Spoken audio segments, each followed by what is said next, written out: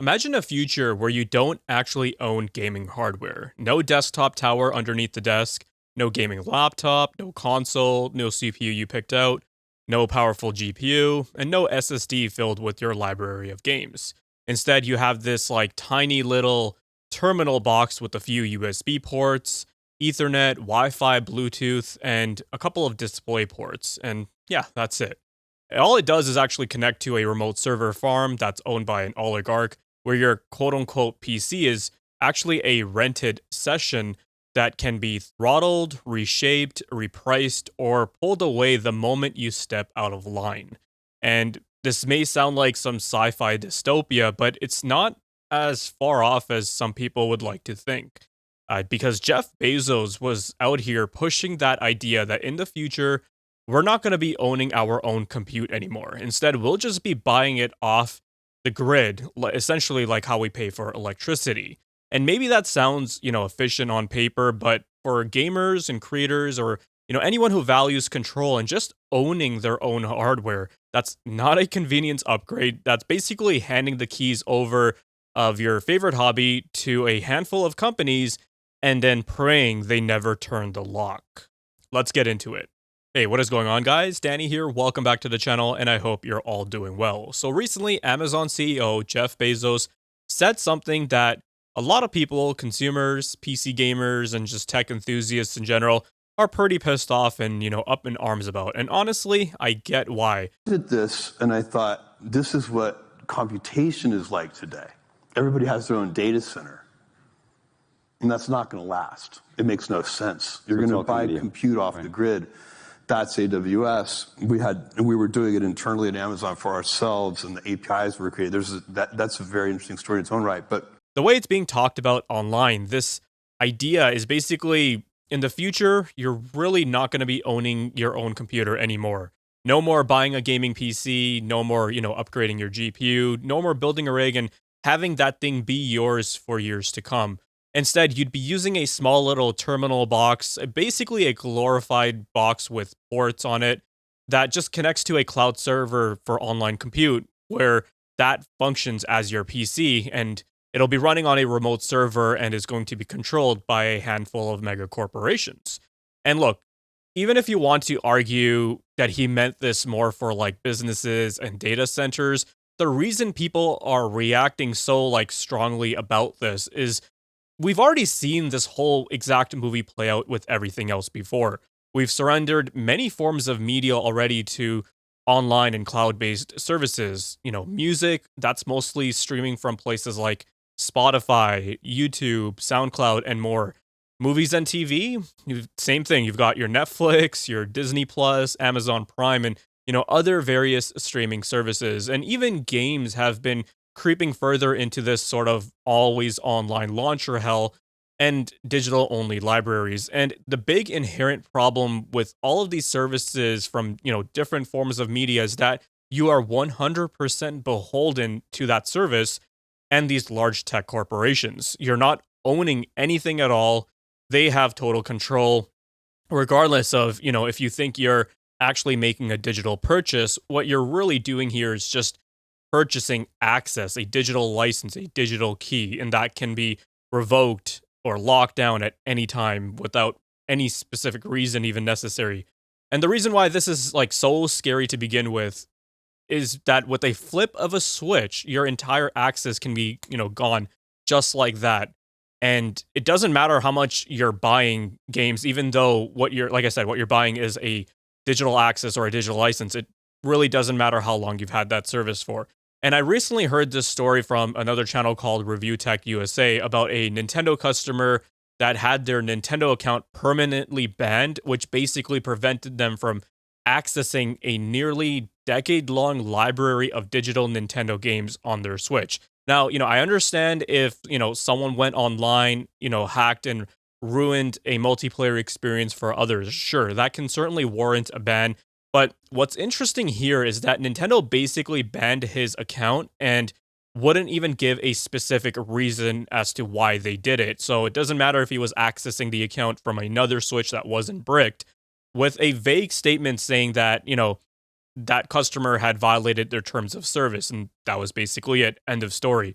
Like I said, if it's a ban from an online multiplayer game or a specific game server, that it's not as bad, but this person doesn't even have access to their online library anymore that they have built up over the years and they spent all this money on. So all the games they bought, the progression, all of that gone just like that, and no specific reason given besides a vague, hey, you violated RTOS. And I think that's just bullshit. I remember another tech YouTuber who I used to chat with every now and then, Chris from the Good Old Gamer. He had a game from his Steam library. I can't remember exactly which one it was. I think it was Shadow of War, but I'm not 100% sure. But a game that he would revisit every now and then, and it was basically inaccessible from his Steam library. Like, he could see it, he could click on play, but when he would, the game just refused to launch. And I think it was because of some discontinued service or server or the injection of a launcher that I think he refused to just get on board with. And, I totally agree with his stance on that. And, that's the other scary part, because banning or, revoking access is one thing, but there can be terms of service that can get changed after you have already purchased the product or software, and that can still affect you. And I think that is one of the reasons why he essentially pivoted to retro game collecting, because he was like, fuck this shit. If I pay for a game, it's mine, period. I should have access to it forever. And that's how it used to be, right? Like, I mean, for consoles, it still sort of is. I mean, these days, even console discs are essentially just digital keys or keys on the disc or cartridge, and then you still gotta do all these day one updates or downloads.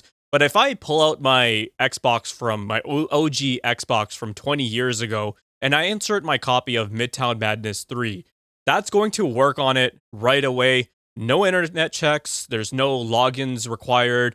I insert the disc and then it works right away. And that's really how it should be. So, something else that actually happened to me a few years back was when I had no access to my own Rockstar games that I paid for and that were on my Steam library for years. I received an email from Rockstar, or I thought it was a phishing email because it was in Chinese or Mandarin, and I essentially ignored the email thinking it was like a scam or phishing attempts. But then later on, when I was doing some benchmarking on my test bench, I wanted to test Red Dead Redemption 2. And I can't remember exactly when, but I think it was somewhere around like 2021, where basically all Rockstar games on Steam were updated so that when you'd press play, instead of actually booting up the game, they would first boot up the Rockstar launcher.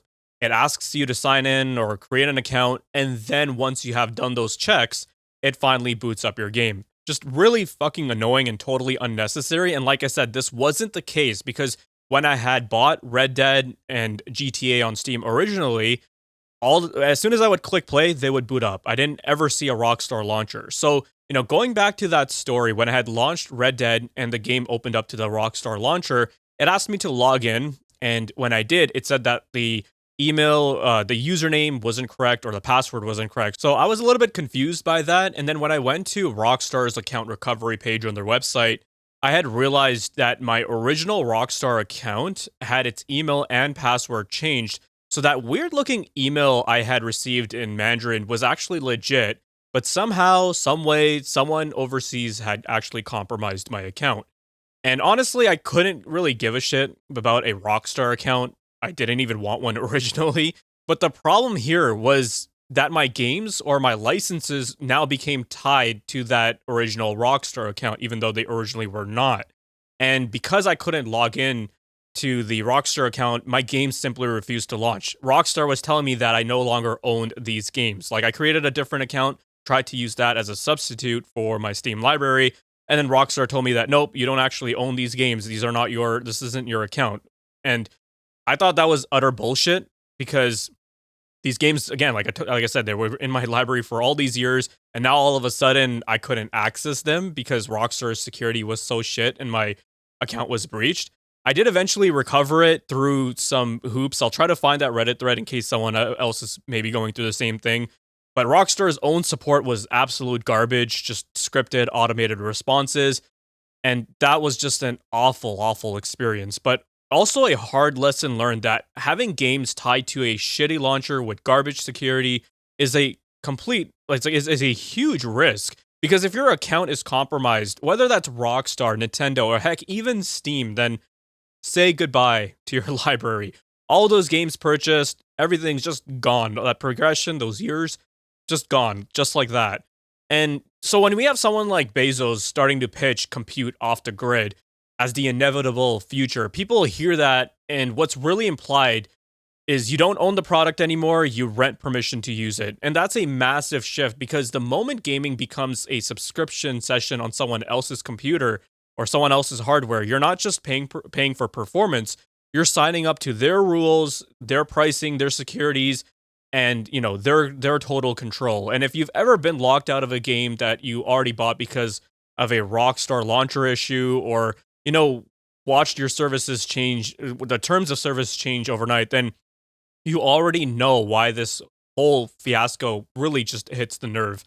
Now, here's where things get more concerning, because once you accept that shift from ownership to a permission-based model, you're also walking straight into a world of monopolies and oligopolies. And I say this as a Canadian who has watched this movie play out in real life in various industries, telecom, grocery stores, gas companies, a small handful of giants that dominate the space, and then that quote unquote competition is basically fake. And pricing magically starts to move in the same direction no matter who you pick. It's just, the lesser of the evils. So if cloud compute becomes the default way that, people are going to game, what do you think happens when, inevitably it narrows down to like Amazon, Microsoft, Nvidia, and just a few other handful of companies, Google?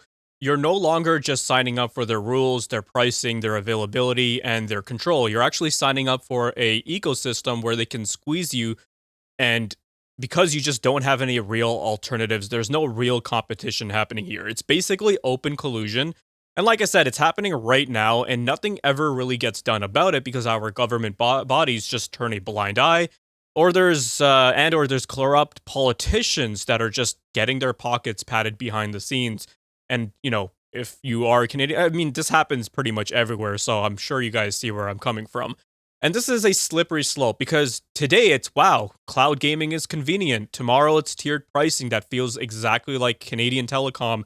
Want to play 4K? That's actually a higher tier. Want to use high refresh rates? An even higher tier. Want to play on peak hours on a Friday evening with the boys? Maybe you're in a queue, and unless you pay more, you're going to get hit with a quota. And, if you don't like it, cool, go somewhere else. Go switch your services to, another company that's going to be offering the same exact service with a different coat of paint on it. That's essentially what it comes down to. That's the part people that, our consumers are picking up on. And this is why it hits such a nerve, because when the entire hobby is built on rentals and, accounts, the companies don't just control access. They basically control your terms of your existence as a customer. And, to top it all off, that control, that's the privacy side, which is honestly just kind of gross when you think about it. When your games are running locally, your activity is mainly constrained or contained on your own machine.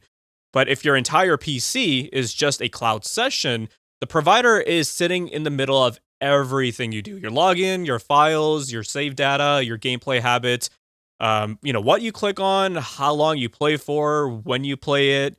The whole behavioral footprint is, all monitored and theirs for the taking. And we already know that when these services treat you like a product half the time, you're going to get data mined on, targeted advertisements, and, why would this be any different? It turns your whole entire private hobby, this escapism hobby that, you have, into something that can be monitored, profiled, and then sold back to you and monetized on forever. So screw that, fuck that noise. I don't want to be part of it.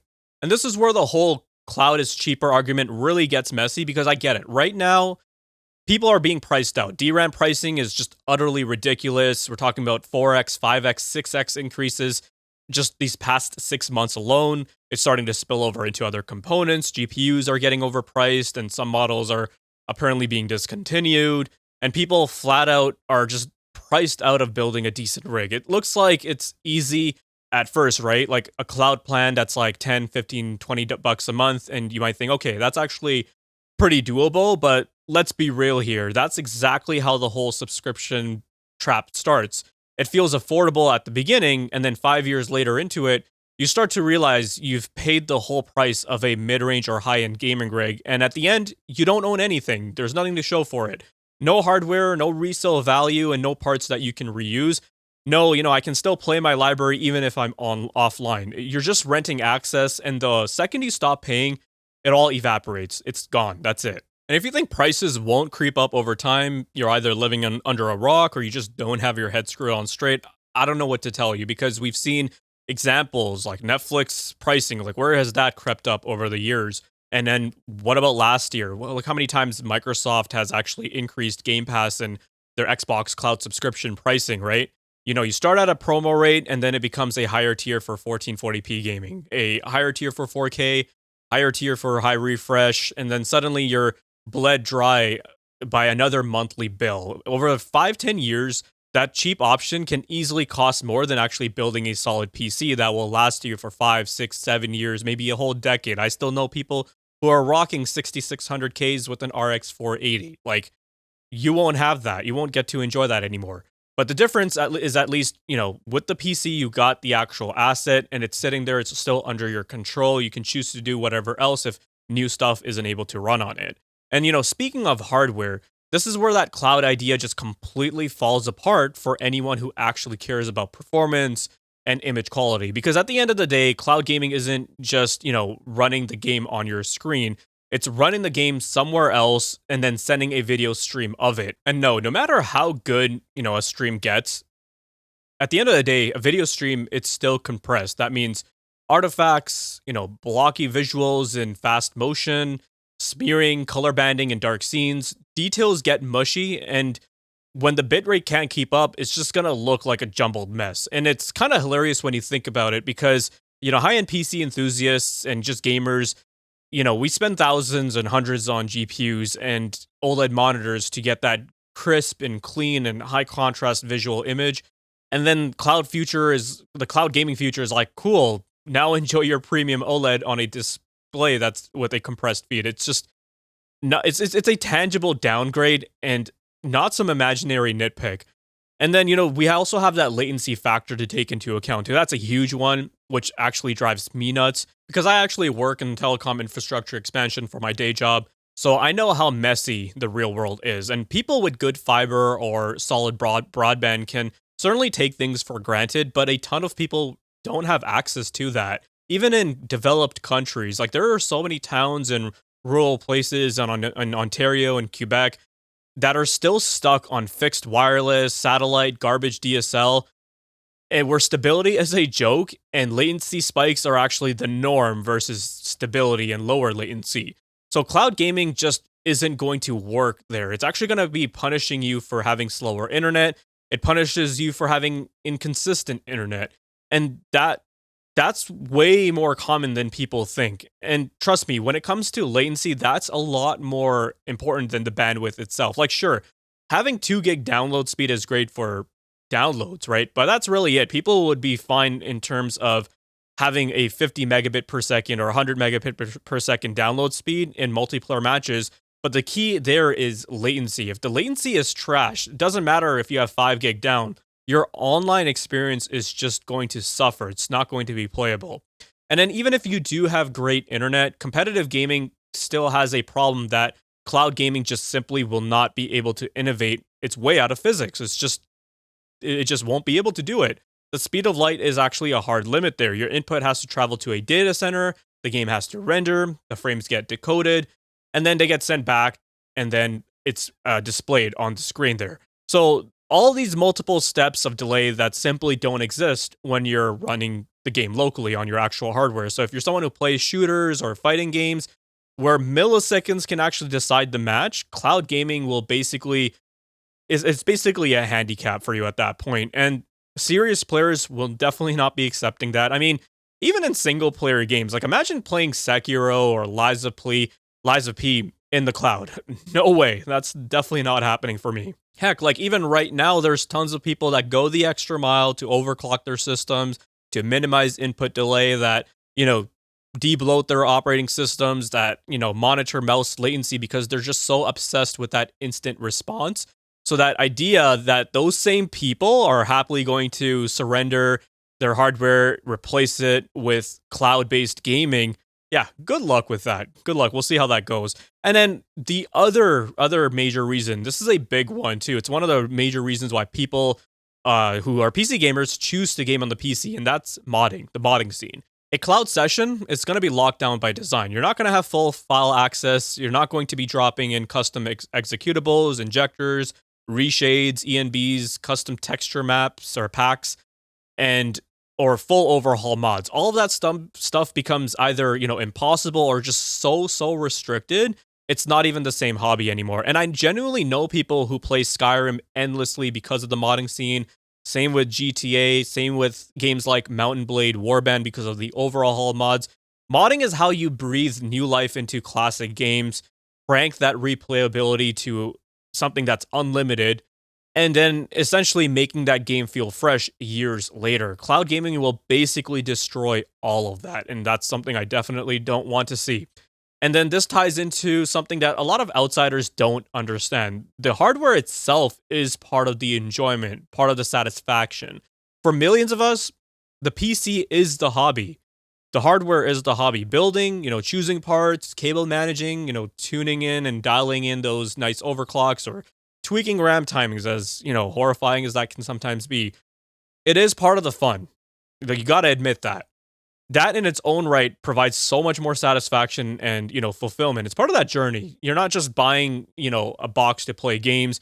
You're building your machine. Turning that into some just dumb terminal or an HDMI stick is just gonna strip away the personal relationships that people and enthusiasts have with their rigs.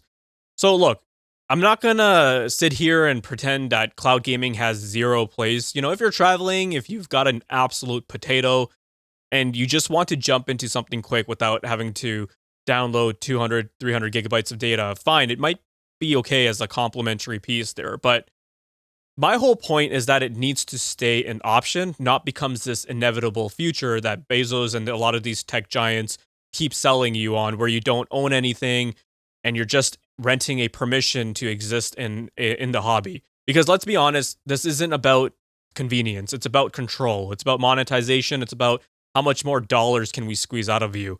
The second we normalize this shift to like a subscription PC or, a cloud locked library that, ties your accounts to all these policies, you're basically, handing the keys over for your games and your performance, your privacy to these handful of corporations that they can change the terms of service even after the sale, and they can pretty much revoke your access, no questions asked. And if you live in Canada, you already know how this exactly ends. Fake competition, tiered pricing with these premium plans for basic features, queues, caps, and everyone's slowly getting squeezed because, what else are you going to do? You go there, you go to another provider, they have the exact same terms. Plus, the cloud fundamentally misunderstands why we love PC gaming in the first place. The input lag handicap, the compressed video feed replacing crisp visuals, modding getting kneecapped, and simply the joy of building and tuning your own machine. That's the hobby in and of itself. So yeah, let them keep their compute off the grid terminals. I'll be over here with my local hardware, uncompressed frames, and library of games that I actually own. And I have a feeling most of you will be doing that as well. Let me know what you guys think. We'll touch base in the next video. Take care. If you guys found this video to be informative and entertaining, then leave a like. Let me know your thoughts and comments down below. Be sure to check out the video description for cool links and ways to support the channel, such as using my Amazon affiliate link. And if you're interested in seeing more content like this, then consider subscribing. I'd greatly appreciate it. Thank you guys so much for watching, take care, and I'll see you in the next one.